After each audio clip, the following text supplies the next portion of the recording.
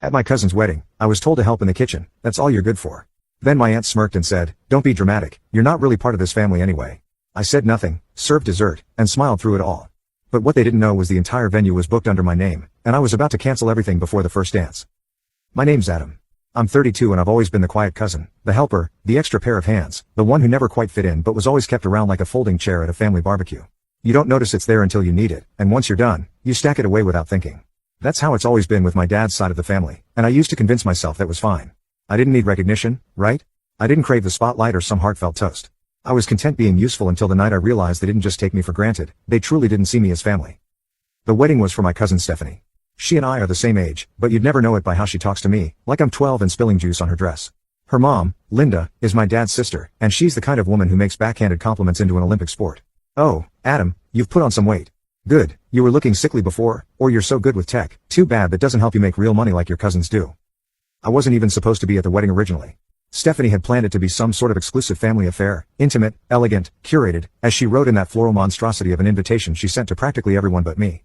I only found out about the wedding from my younger sister, Jenna, who got an invite with A+1 and casually mentioned it over lunch like it was obvious I'd be going too. "I'm sure it was an oversight," Jenna said, stirring her coffee like it didn't matter. "Steph probably assumed you'd be there, you always help with events." "Yeah, I always help. That's the part they never forget." So I reached out politely and asked if they needed anything for the big day.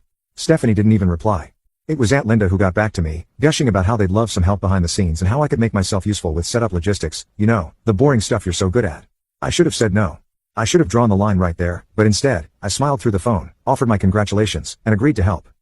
Secure the venue, an upscale countryside estate with a lakeside view and a grand ballroom, the kind of place that makes you whisper when you walk inside. I booked it myself using connections from a corporate retreat I'd planned for my job last year, got them a steep discount, paid the deposit, didn't even ask for reimbursement, told them to settle it later. "It's a gift," I said. I meant it too, at the time. I arrived early the day of the wedding in a plain black shirt and slacks, nothing fancy.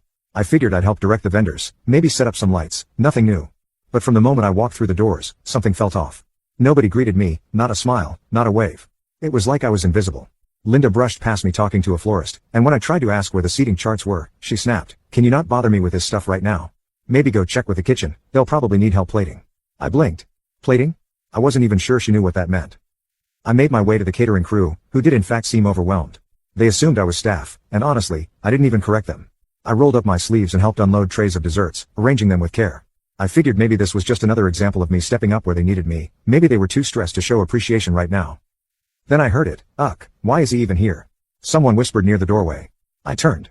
Stephanie, in her white gown, perfect hair, champagne in hand, laughing with her fiancé and two bridesmaids. Mom said he begged to be invited, like actually called her. So awkward,